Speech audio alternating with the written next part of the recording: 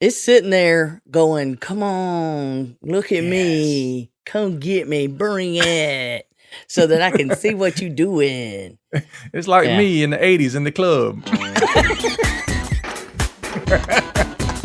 You're listening to the Help Me with Hipaa podcast, where Hipaa and humor collide to make learning fun. Your delightful hosts are Donna Grindle and David Sims. Relax. Hipaa help is on the way. Welcome to episode 340 of the Help Me with Hipaa podcast. What? Like, what episode is this? This is episode 340. Mm-hmm. So while you're trying to figure out what that means, that was a good classic look on Donna's face. She's like, "What? 340?" Yeah. So today we'll be talking about honeypots. So not those honeypots, but hang around, Pooh Bear. It's about to get sticky. Wasn't ready for that one. Where are we going with this one? I don't know. Who knows? But before we talk about that, I do want to bring up the Hippa Boot Camp, February 22 through 25. The Hippa Boot Camp. So if you want to know more about that, go to thehippabootcamp.com and sign up. There you go. Anything else about that one? No. Time is running out, so get in there. Mm-hmm. That will be virtual, and then later in the year, save the date. More details to come, but we do have the very first in-person privacy and security boot camp, which will be a 3.5-day event. Where's it going to be? Louisville, Kentucky. Hyatt Regency downtown. That's right. Kentucky. Yep. It's going to be September 12, 13, 14, and 15. Go ahead and get it on your calendar. And we don't have a website to send you to for that yet, but as soon as we have all the details, we will get that up and going. But if you're interested in that, let us know, and we'll be happy to go ahead and sell you a ticket and get you on the roll. Get you on the roll. It's for a roll call. That's right. Roll call. We're doing boot camp. That is it. All right. So, I think, have we done all the business? I think so. Yeah. Other than, if you want to know more about Cardin, go to cardinhq.com. If you want to know more about HIPAA for MSPs, go to HIPAA4MSPs.com. There you go. And here we go. So, I guess I should do the HIPAA. Say what? Yeah. This one's interesting. So Donna posts this picture, and you can go to the show notes to see it. But it's a snapshot or screenshot, whatever you want to call it, from a Twitter feed. And this guy's replying, and I don't know what he's replying to. And Donna, you do know, but I lost it. But this is what matters. Yeah. Well, okay. So the point is not necessarily what he was replying to anyway, right? Because everybody knows that when you tweet something, email something, it doesn't matter. People will take things out of context. They social see the media, one statement. That's it. That's all they need.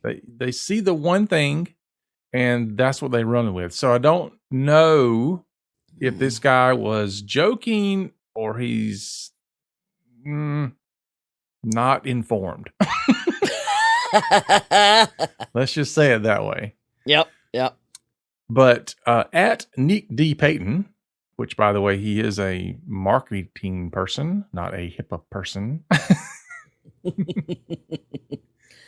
There's that. He posts on Twitter, HIPAA was eliminated from existence ever since vaccines decided to bypass the Nuremberg Code.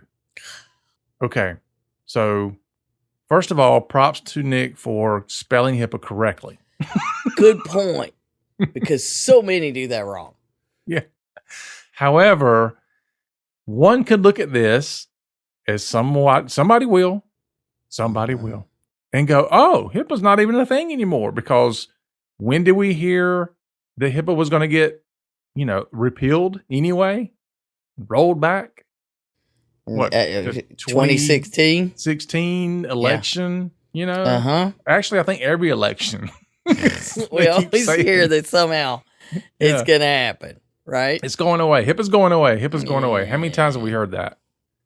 And so now here's a guy, and I don't know that this was his intent, but here's a guy who's saying, yeah, Hippa's gone. And that's all it's going to take. You know, we got over arguing about where HIPAA applies and doesn't apply and spelling it. But really, really don't do that to us. Don't do that to us. That would be like me posting on, somewhere in his forums that Facebook marketing is going away.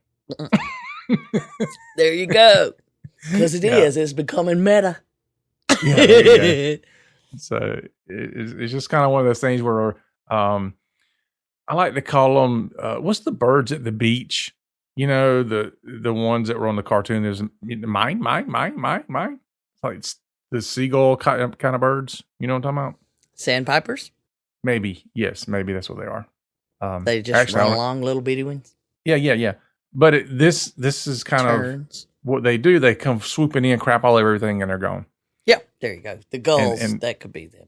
Yeah, so this is kind of what that is when people pop into your area of the world where you are versed in things and they just crap on it and move on. And then you're left to clean up the mess. That's happening with a lot of people these days because there's so many people with opinions on social media and we know about opinion. One of my most favorite ones is the guy, the red beard guy who does, you and I watched the video earlier. He does the Hippa thing. Like, if my wife asked me why I got lipstick on my collar, Hippa. Hippa. Have you been drinking, sir? Hippa. You can't ask me that. Did you steal this out of the grocery store? Hippa. Nobody can ask you any questions at all. Or it's a Hippa violation. Never again. Hippa. It's great. So, but anyway, keep that in mind. If you're reading anything that sounds, maybe it is too good to be true. I don't know. But if it doesn't sound right, certainly do some more research or just email Donna. She'll tell you. She's probably already rolling in the floor, beating her head on the desk. I know. I'm sitting there staring at that going, I don't even want, I don't want to give it air. I don't want to give it air. But if I don't give it air, somebody will give it air. Yeah, somebody will send it to us and go, what do you think about this?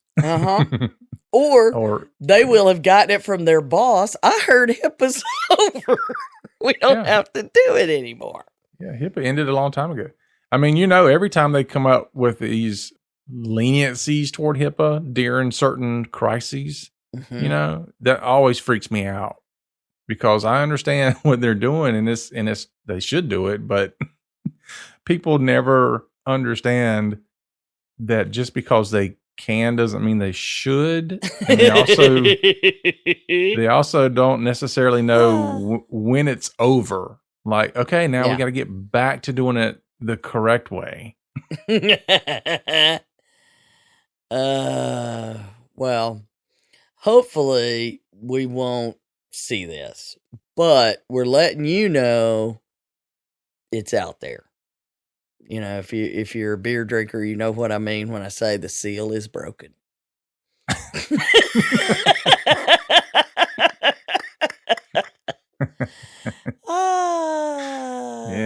get it back in there. Yep, it's all done. Yep. But all right, so let's talk about honeypots. So honeypots. Yeah, honeypots. Yeah, here you go, honey. Yeah. All right. Cool thing about honeypot. So if you're not nerdy, maybe you don't know what honeypots are. So we'll discuss that for a brief second. And, so we can get nerdy with it. Yeah. So just from a high level explanation, a honeypot is something that is set up typically on a network that looks very inviting to hackers and criminals. I should probably say criminals, but not just hackers. But the reason I say both is because I have been known to poke around places I shouldn't. And I'm not doing it for criminal intent. It's just you shouldn't leave crap open. Right. Not when I could be looking around. I will say, and I'm incriminating myself, but I will say that I stayed at a hotel this weekend and they didn't have passwords on multiple printers, and there's probably a lot of print test pages that they're going to find in the morning.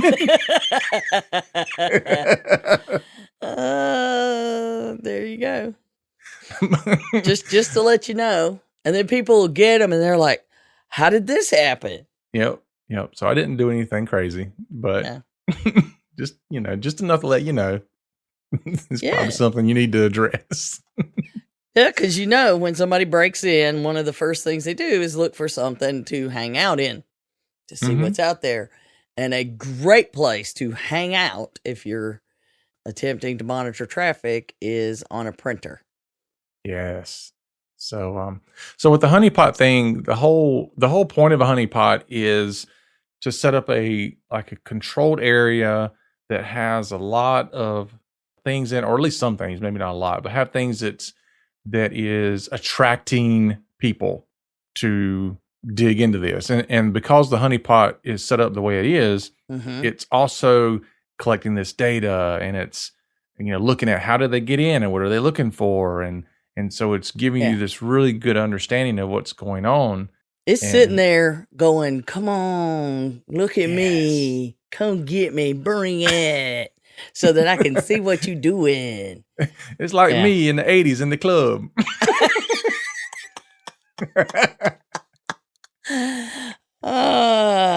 Trying to be that. Yeah, wearing my polo. Did you have the cologne too? Yeah, that's what I'm talking about. Yeah, that's it. Not just the okay. Yeah, that's a whole nother discussion. Yeah, and then eventually I moved into Dracar Noir. What was the other one? Halston. I never made it to Halston. Yeah, there you go. Yep. But anyway, back in the day, did you have on your parachute pants? I did have parachute pants. Yep. I sure did. Well, my heyday was just ahead of yours. So apparently, I think my generation ruined it for everybody else after us. It's like everything we did, they ended it after that. Even in my high school, like my senior year was the last year they ever took the seniors on a cruise. They used to every year they did a senior cruise. And then after our year, they were like, no more. What did you do? Oh, I was good. I didn't do anything. But it was bad. Yeah. It was something. They should make a movie out of it. It was so bad. There were people that got arrested, got fired, got locked up. So you didn't need to do anything. You just sat and watched with some popcorn, didn't you? The only thing I did wrong was they said, whatever you do, don't get off that boat after 9:00. It's dangerous on that island after dark. And I'm like, cool. So the first thing I did was wait till dark and headed off the boat. Let me go see what's going on out here. Yeah. Yeah. And it all worked out because he's still here, folks. So he was trying to be a honeypot on the island. Yeah, that's right. And we'll bring it back around. So, all right. So, yeah. The honeypots concept is what we put out on, like, your network may have a honeypot. Mm-hmm. Your people may do one, because the whole idea is that you get alerted when there's activity on the honeypot, because that's going to be noticed first. And when it does, like when David and I were testing something, he's like, you got this on all this stuff open. And I was like, oh yeah, my honeypots. Yeah. It was like, all these ports open. I forgot all about them, that I had set them up. So it was like I have the alerts, and I check the alerts. So, but the idea here is that that's going to tell us when you're under attack, which is a great idea. Yeah. And we also use it to test things. Yeah. And it also tells us that if your devices had these ports open and things like that, and you didn't have anything there to protect yourself, that you would be vulnerable to attack, and a successful one at that. So the interesting thing is there was a study that was done, and this is what we're going to be talking about a little bit today, by Palo Alto Networks. They have the Unit 42 researchers. But they put out 320 honeypots. That's a lot of honeypots. 320. I'm sure it wasn't all on the same network, but 300. No, they spread them around the world, actually. Yeah. In, I can't remember all of the different, here, I'll go back to my map. There's a chart, and it shows how they're all spread out. And it was like, oh, we've got some in Europe, North America, and Asia Pacific. Yep. Yeah. Boop, boop, boop. So pretty good swath of the planet. But, well, and you could see what territories had more traffic. Now, out of 320 honeypots, Donna. Yes. Question is, 80% of these honeypots were compromised. How quickly? I'm going to go with, well, big bunch of them within minutes, but 80% within 24 hours. That would be correct. 80% within 24 hours. Now, yes, when you think about how quick response is, instant response, versus how quick the attack is, that's scary. Yes, very much so. And when you say they just put them out there, they didn't advertise them. They didn't, they didn't say, take out Facebook ads. come check our honeypots, test our honeypots. They just put them out there. So imagine that one of your devices is just now, one of these things has gotten open and it's just sitting there like doo-dee-doo. That's what happened with these 320 honeypots. And within 24 hours, 80% of them had already been compromised of just hitting the net, just being, let's turn them on. So if you were running a business, that would be great. However, that is not the kind of traffic that we were looking for here. And then when you add into that all the rest, the other 20%, had all been compromised within a week. So, I mean, you're out there for a week. That's all the time you got. Within a week, from the time something is exposed, you have 1 week till it's likely found. That's not a comforting feeling. And then, once they find it, they spend a lot of time trying to figure out what they can do with it. What was it? They expose a lot of things. And SSH is one of the things they expose that kind of lets you connect the computers and do stuff with them. Is that a good way to put it? You can run commands and, carry on things. But it was compromised 26 times a day. So not just one time and then we're done. They're saying 80% of them were compromised at least once within 24 hours. But it's not like that was done when it was done. Because then other attackers will come along and find it. Or the ones that first found it will then start, poking around and seeing what they can do. So 26 times a day, on average, each of the honeypots SSH that was open, the ability to talk to the computer and connect to another 26 times a day. The most attacked one, 169 times in 1 day. Wow. Yeah. And then one single attacker found Postgres, which is a database tool. 96% of the 80 Postgres honeypots within a single 90-second period, they compromised all of them. Golly. Just boom. So what about RDP? I know that's in there. Oh yeah. Yeah. They hit that, and it was brutal. Oh, now I've lost that number because I was looking at the speed of vulnerability next. But it was hit along with the rest of them. And RDP, once they find the first thing, they start poking around to find the others so that they can utilize that tool as well.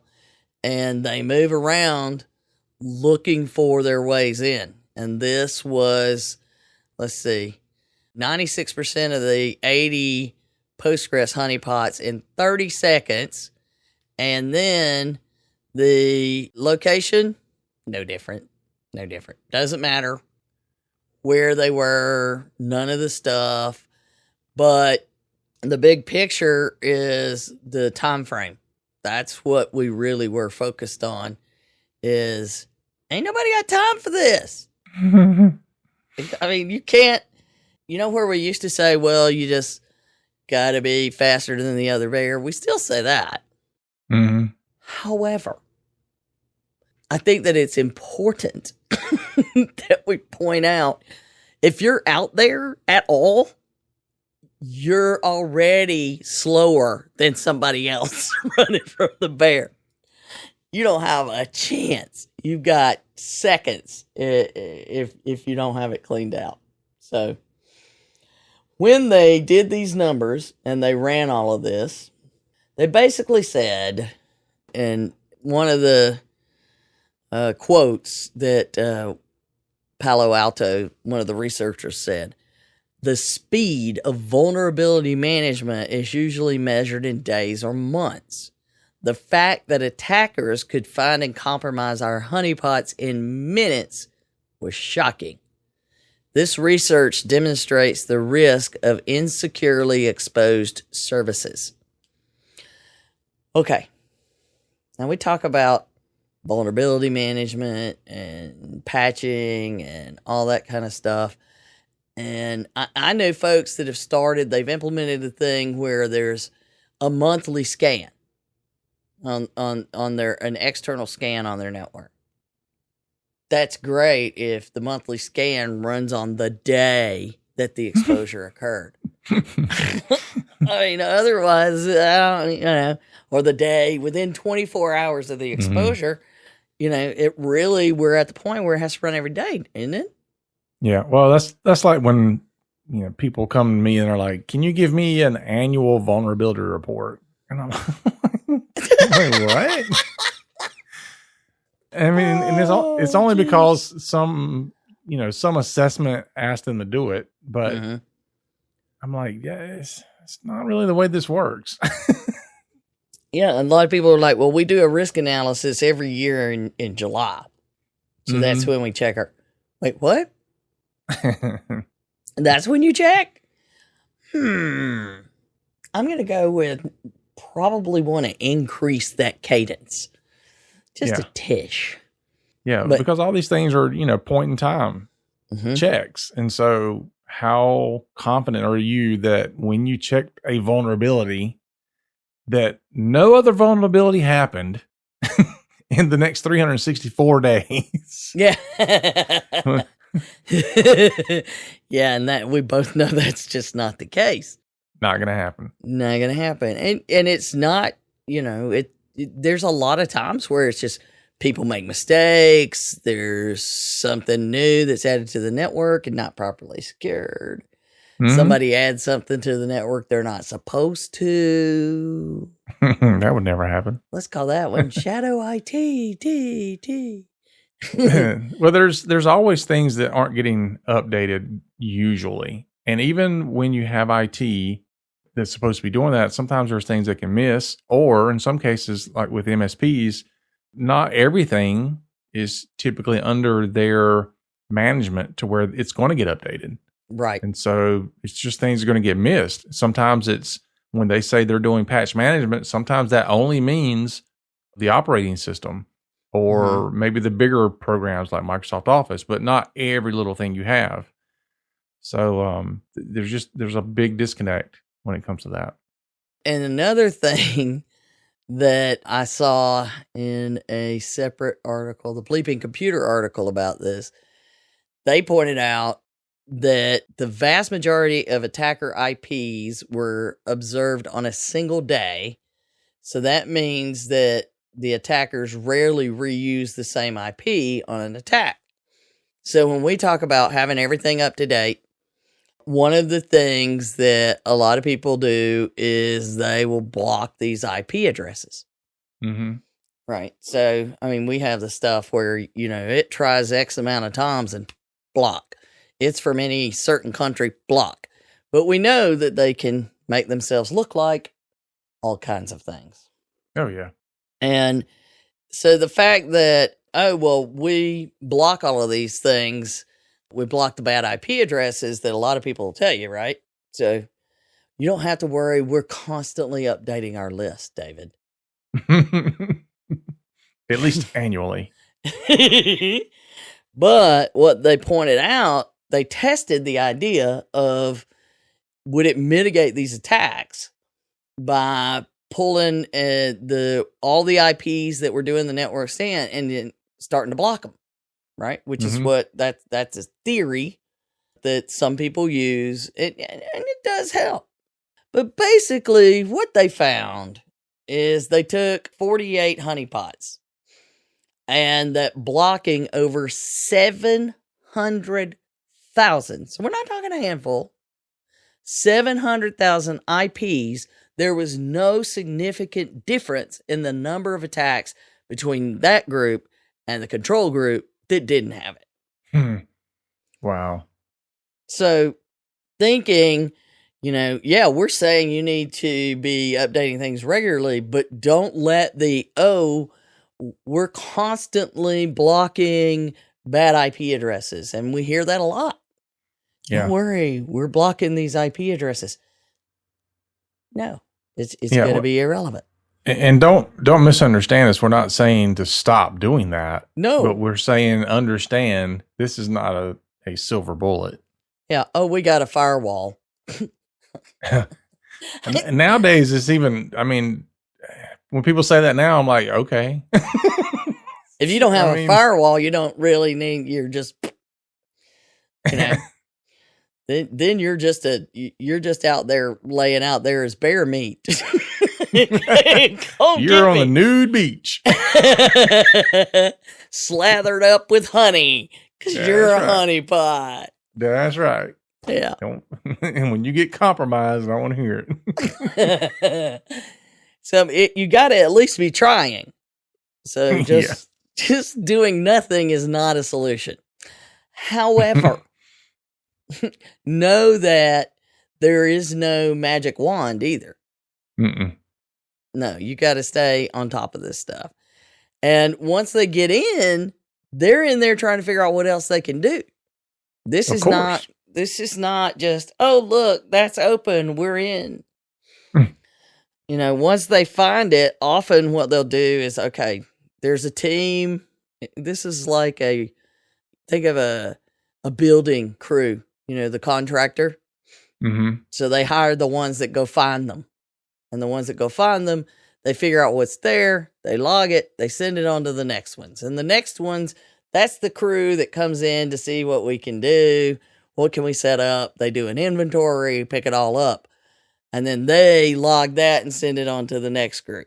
And you actually can see this occurring as they continue to hit these networks so that they can get in there and see what they can do. Mm-hmm. They're stealthy. But once they get in, the stuff that they're doing with this, there was a recent article in Threat Post that was talking about, or it was in the last 6 months. Okay, that within, they attack, they get in, they compromise, and within 30 minutes, they have already, they've stolen the data and done an extortion. They're not even bothering encrypting it anymore. They're just going to steal the data. Mm. In 30 minutes from the time they first get in, they've gotten in there and they found stuff. So there are cases where some of the gangs are like, well, instead of let's doing ransomware, let's try something else. Yeah. Well, this is one of those things where when somebody says, we found out we were compromised, but it's only been a couple days. Okay. Yeah, we don't have to worry about it. We don't see anything. We don't see anything wrong. Nothing seems to be happening. And I'm like, what? But we still you've got to investigate. Yeah. It's like that one we just talked about where they're like, nuke and pave, we're good. Mm-hmm. No, you're not. Yeah, that didn't work out too well for them. But if you find it and you start immediately looking for it, you can catch them in there, hopefully, and prevent the damage, or at least mitigate or limit the damage. Yeah. Or heck, if you could just know it's damaged, you're doing better than some. There's that. If you accept that there might be damage, because they're doing so many different things now. So remember all those IP addresses? They're out there selling. If you're not even noticing them, they may sell your network to other bad actors. So they can sell bandwidth to do crypto mining. They can sell bandwidth to manage ransomware attacks. Yeah. Or you can just install Norton. Yeah, that one's a good one. I still don't understand that logic. First you say Norton installing crypto mining software without approval. Well, yeah, they are installing it, but their argument is it doesn't get turned on automatically. You have to opt in. And I'm like, but why would my security software need to install it in the first place? Yeah. It's kind of like one of those special offers during the installation process. Yeah. Maybe it's the, if you accept our terms and conditions, then there you go. Yeah. And because, who reads them? Yeah. Nobody reads them. And so I haven't studied all of how it actually works, but Norton's getting a cut somewhere if that thing's getting turned on. And when you opt in, I'm wondering if you even get a cut. But it's the same thing. That same thing that whether, it's, let's assume that you don't know that you have turned on crypto mining from Norton. I'm still not sure why they would need it. But, well, we let you do this so you can gather up your own wallet so that when you're hit with ransomware, which we're telling you we're also blocking, don't worry about it. You'll have money to buy. And how many times have we talked about the criminals, hacking devices so they can set up crypto miners? Mm-hmm. There you go.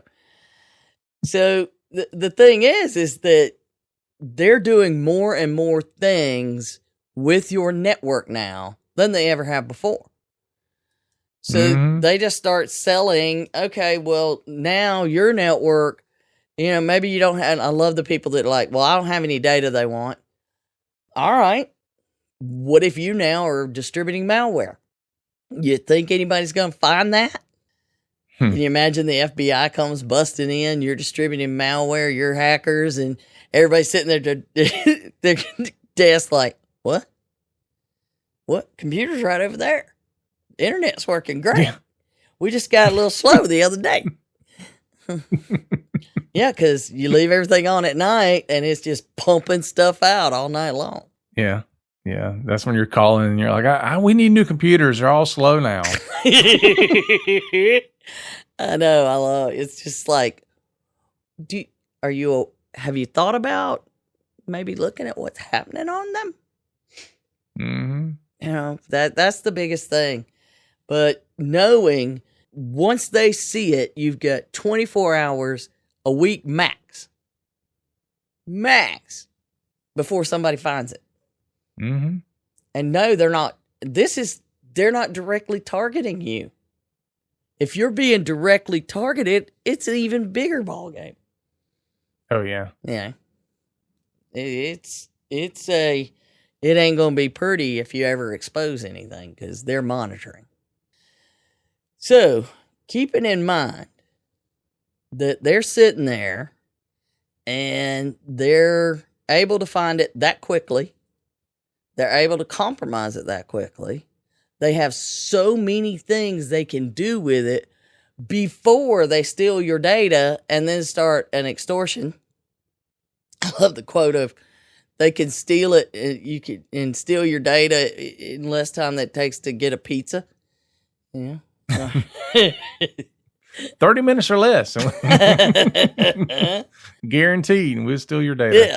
Yeah. And in that article, the researchers that were testing all that stuff out, that team, the threat intelligence team, they're predicting that data breach extortion attacks will increase over time, as it takes less time and even less technical in-depth skill than a full-blown attack. Then really all they have to do is jump in there and do some quick little stuff and then say, well, we're going to tell everybody we've done breached you. Mm-hmm. I'm going to tell everybody I've been up in your honeypot.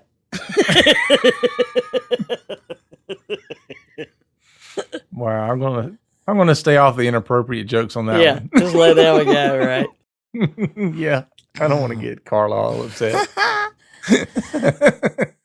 But what they're pointing out, and again, we point out the importance of having an instant response plan for everything.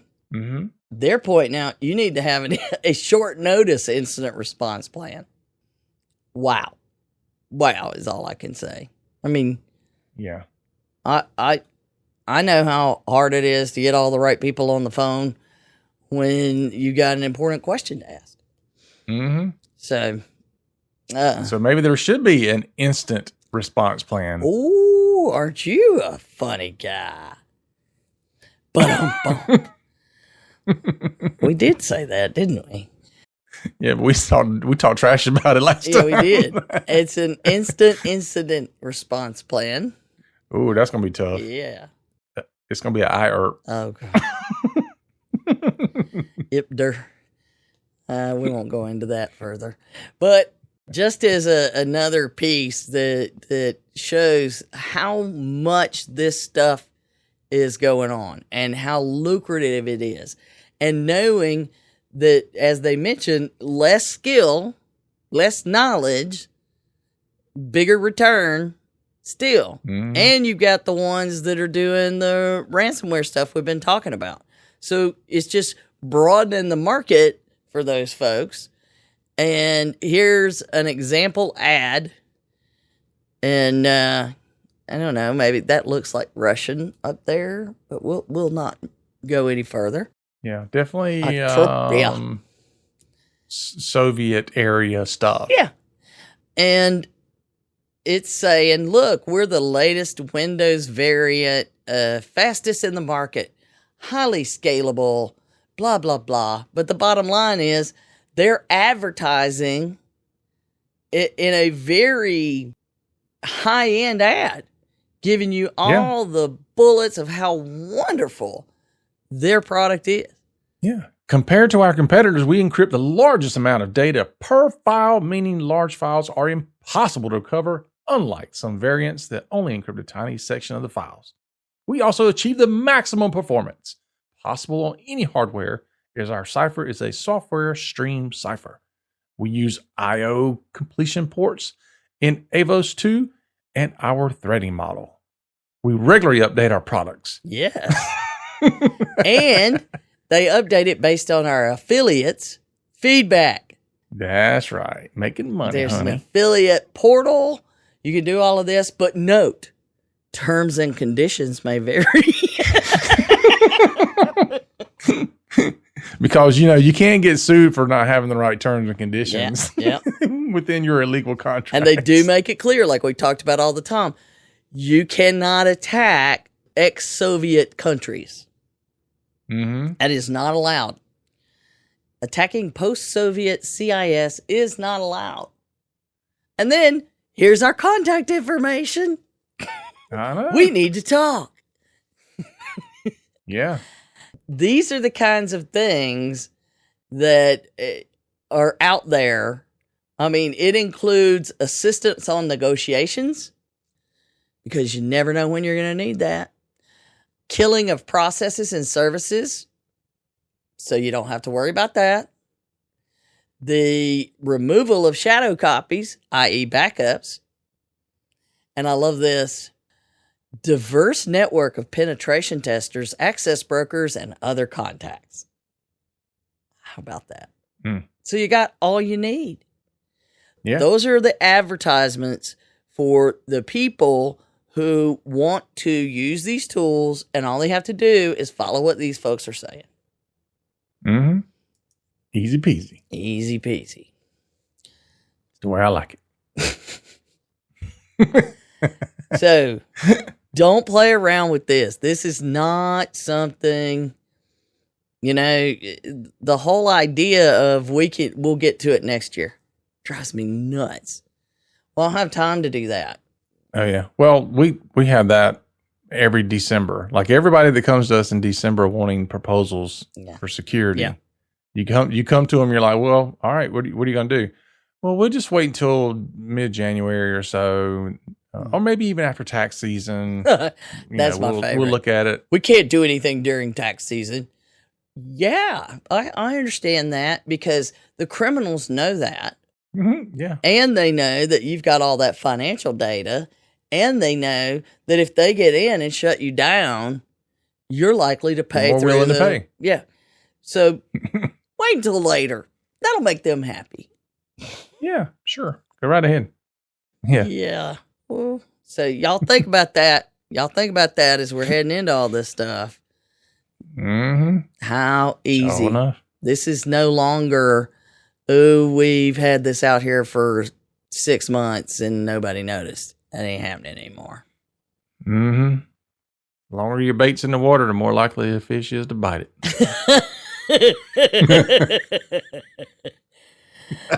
And don't think that your bait isn't attractive. Don't. I never have. All right, folks, that's our show for today. Do us a favor if you enjoyed our show, share it out. Let other people find us so they can enjoy the great humor and Hippa.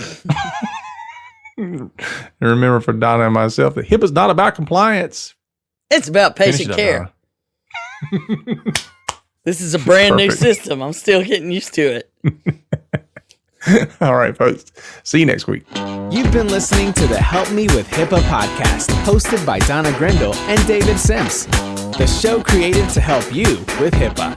For more information or to ask us a question, visit our website at helpmewithhippa.com. Neither Donna Grindle or David Sims are attorneys, and they do not offer binding legal advice concerning regulatory compliance.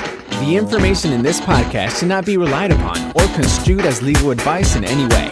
Consult your attorney for legal advice concerning compliance with HIPAA regulations.